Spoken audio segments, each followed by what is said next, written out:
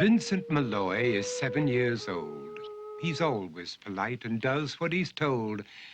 For a boy his age, he's considerate and nice.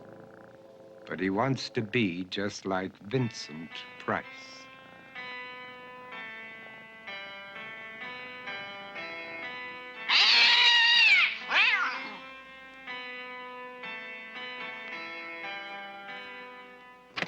He doesn't mind living with his sister, dog, and cats, though he'd rather share a home with spiders and bats.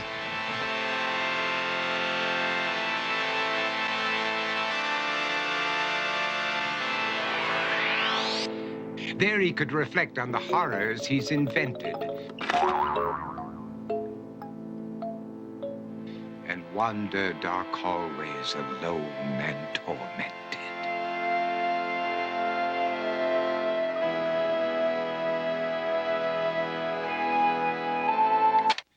Vincent is nice when his aunt comes to see him, but imagines dipping her in wax for his wax museum.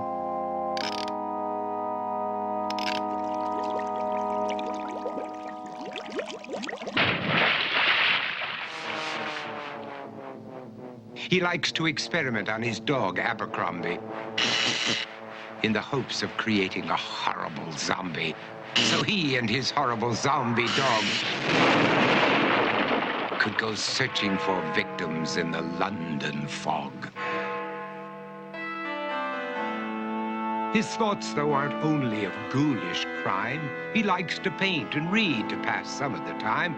While other kids read books like Go, Jane, Go, Vincent's favorite author is Edgar Allan Poe.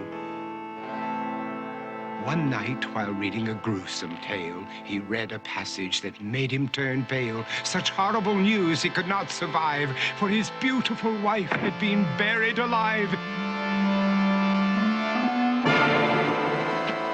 He dug out her grave to make sure she was dead, unaware that her grave was his mother's flower bed. His mother sent Vincent off to his room. He knew he'd been banished to the Tower of Doom, where he was sentenced to spend the rest of his life alone with the portrait of his beautiful wife. While alone and insane, encased in his tomb, Vincent's mother burst suddenly into the room. She said, "If you want to, you can go out and play. It's sunny outside and a beautiful day."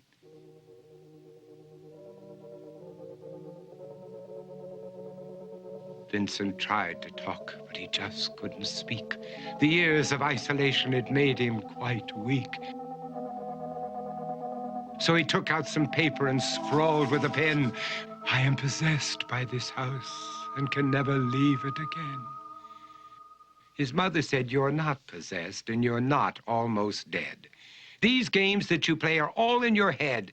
You're not Vincent Price, you're Vincent Malloy. You're not tormented or insane, you're just a young boy. You're 7 years old and you are my son. I want you to get outside and have some real fun." Her anger now spent, she walked out through the hall. And while Vincent backed slowly against the wall, the room started to sway, to shiver and creak. His horrid insanity had reached its peak. He saw Abercrombie, his zombie slave, and heard his wife call from beyond the grave. She spoke from her coffin and made ghoulish demands, while through cracking walls reached skeleton hands. Every horror in his life that had crept through his dreams swept his mad laughter to terrified screams. To escape the madness, he reached for the door, but fell limp and lifeless down on the floor. His voice was soft and very slow as he quoted The Raven from Edgar Allan Poe. "And my soul from out that shadow that lies floating on the floor shall be lifted nevermore."